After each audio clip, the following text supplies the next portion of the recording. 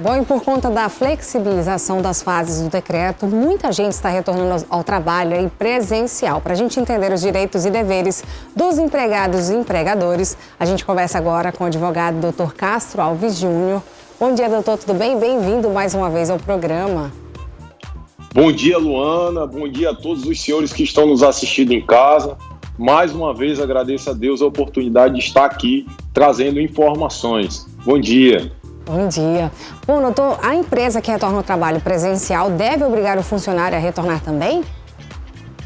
Luana, é sabido aí desde o começo da pandemia que houve várias medidas para evitar a disseminação do vírus.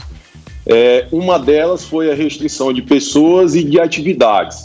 Chegamos aí praticamente a quase um lockdown, isolamento restritivo, que foi a fase 1, funcionando somente as atividades essenciais. Fomos para a fase 2, fomos para a fase 3, em que funciona a 1 e a 2, exceto balneários, bares, enfim, algumas exceções. Retornamos de novo à fase 2 e voltamos agora para a fase 3, tudo isso por meio de decreto. E com isso, atividades que estavam paralisadas voltaram a funcionar, e empregados que estavam em casa ou até em teletrabalho, home office, foram convocados por seus empregadores a voltar ao trabalho presencial. E ficou essa pergunta: com o chamamento do empregador, o empregado é obrigado a voltar? Sim, Luana, ele tem que voltar à sua atividade presencial sob pena de demissão de justa causa. Mas assim como um empregador, ele tem pelo princípio da livre iniciativa, unilateral, ele chamar o empregado para trabalhar em home office ou em casa, ele também tem que seguir algumas obrigações. E quais são essas obrigações?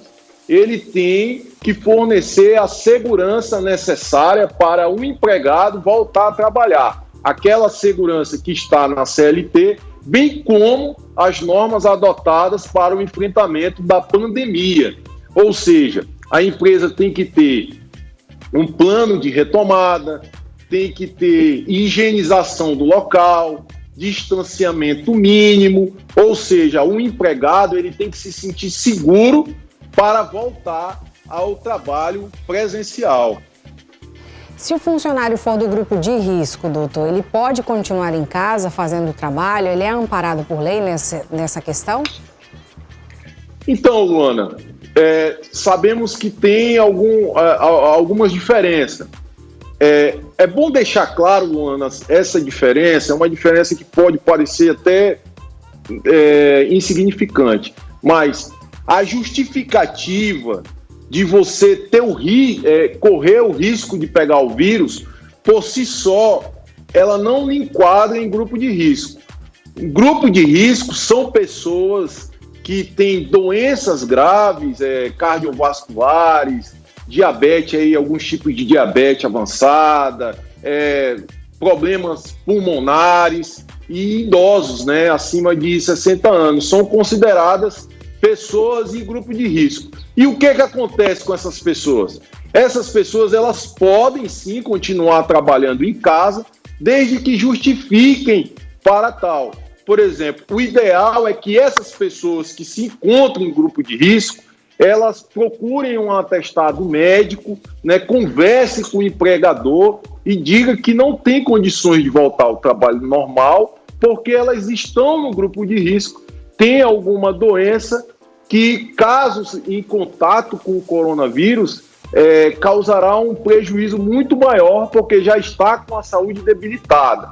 Lembrando também, uma pergunta muito frequente dos funcionários, é que quando o funcionário está em home office, a obrigação de fornecer os equipamentos necessários para esse teletrabalho é do empregador. Ou seja, se você precisa de uma internet melhor, se você precisa de um computador de última geração, o empregador ele tem que fornecer essas condições para que você continue trabalhando em casa. Lembrando que aqueles funcionários que estão trabalhando em casa, não há que se falar em hora extra. Tínhamos aí uma MP, a 927, que regulamentava, flexibilizava algumas regras do direito do trabalho, como suspensão do contrato de trabalho, redução da jornada de trabalho. Essa MP caducou, mas aquilo que foi feito, o acordo que foi feito no período de 120 dias aí continua valendo. Perfeito, doutor. Bom, o Instagram dele, para quem quiser mais tirar alguma dúvida, esclarecer algo, né, doutor? É @CastroAlves_Júnior, não é isso? É isso mesmo. Temos as nossas redes sociais, Castro Alves _Júnior, Facebook Júnior Castro Alves, a página do Facebook Castro Alves Júnior. Lembrando, pessoal, que o ideal é que o empregador e o empregado, eles conversem para que seja feito um acordo. Aquele empregado que é do grupo de risco, converse com o empregador. Sabemos que estamos em uma situação difícil, dependemos aí da união.